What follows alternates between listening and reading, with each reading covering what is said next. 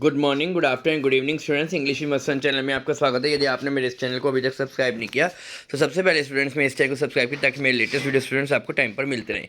Students, इस video में हम क्लास 9th की बिहाइव की जो इंग्लिश की NCERT की बुक है उसकी poem number 7 on killing a tree को पढ़ने जा रहे हैं।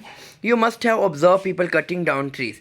तो कभी कहता है कि आपने लोगों को पेड़ काटते हो तो देखा ही होगा, but can they kill tree, क्या वो पेड़ को मार देते हैं? Is it easy to do so, क्या एक पेड़ को काटना इतना आसान होता है? Let us read the poem and find out what the poet say on killing tree. तो आपने पोएम को पढ़ना है अच्छे से और देखना है कि कवि क्या कहना चाहता है कि पेड़ को कैसे काटा जाता है। It take much time to kill a tree, एक पेड़ को काटना इतना आसान नहीं होता है, ये काफ़ी टाइम कंज्यूमिंग है। Not a simple jab of the knife, केवल एक बार आपने चाकू से वार कर दिया तो उससे काम नहीं चलेगा। Will do it. It has grown slowly consuming the earth, एक पेड़ को बड़ा होने में टाइम लगता है, धीरे धीरे पृथ्वी से पोषक तत्वों को कंज्यूम करता है, राइजिंग आउट ऑफ इट, और उसके बाद एक बीज से पौधा निकलता है और वो बाहर पेड़ बनना शुरू होता है। फीडिंग अपॉन इट्स क्रस्ट, वो इसके क्रस्ट से फीड प्राप्त करता है। ऑब्जर्विंग ईयर्स ऑफ सनलाइट, काफ़ी टाइम तक वो सूरज की रोशनी को, हवा को, पानी को ऑब्जर्व करता है। And out of its leprous hide sprouting leave, तो और उसके बाद इसके जो पत्तियां हैं वो निकलनी शुरू होती हैं। So hack and chop but this alone won't do, आप पेड़ को काटते हैं उससे काम अकेला नहीं चलेगा। ठीक है, आप चॉप करते रहें, उसको काटते रहें तो उससे काम नहीं चलेगा। Not so much pain will do it, इस इतने पेन से भी काम नहीं चलेगा। The bleeding bark will heal, अगर आपने पेड़ को काटा, ठीक है, उसकी जो तना है उसमें क्या होता है, उसकी जो छाल है उसमें से जो रस निकलता है उसके कारण वो दोबारा से क्या होता है, हील हो जाएगा। And from close to ground and will rise curled green twigs, miniature bow, and which if unchecked will expand again to the former size। तो क्या होगा, धीरे धीरे जो उसका छाल है पेड़ की जो आपने काट दी थी वो दोबारा से क्या होगा, वहाँ से वो दोबारा उगना शुरू हो जाएगा। धीरे धीरे उस पर हरी टहनियाँ भी आने लग जाएंगी।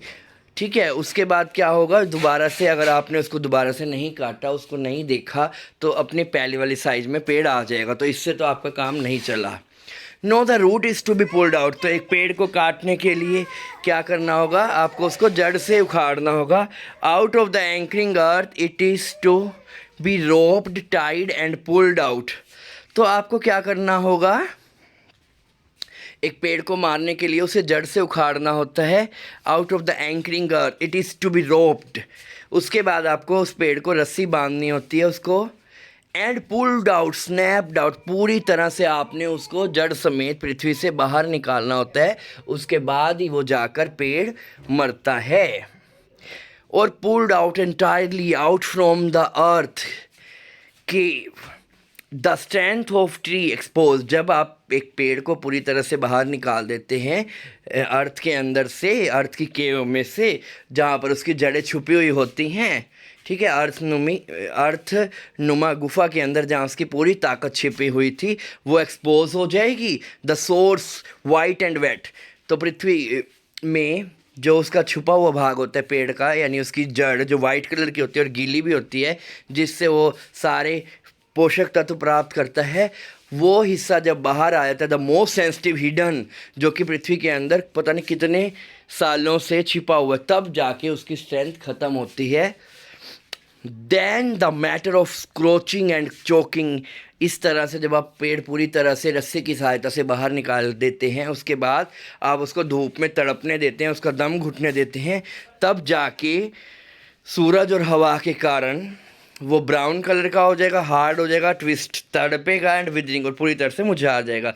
देन इट इज़ डन, और इस तरह से आप एक पेड़ को पूरी तरह से ख़त्म कर देते हैं। तो पेड़ को मारने का इसने कवि ने बताया है कि किस तरह से एक पेड़ कितने टाइम से पृथ्वी में रह कर उसके पोषण तत्व लेते हैं, हवा पानी से वो बड़ा होता है, और उसको ख़त्म करना भी इतना आसान नहीं होता है।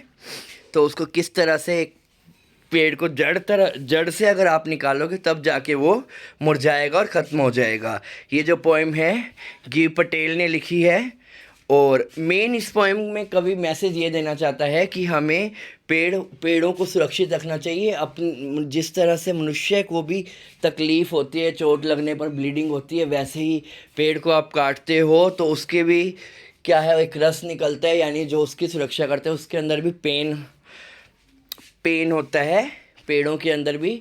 तो कवि इस पोएम के माध्यम से हमें मैसेज देते हैं कि हमें पेड़ों को नहीं काटना चाहिए अपने निजी स्वार्थों के लिए। हम क्या करते हैं, पेड़ों को काट के वहाँ पर अपने ज़मीन पर घर बना लेते हैं, ठीक है, उनकी लकड़ी का इमारती लकड़ी के लिए यूज़ करते हैं।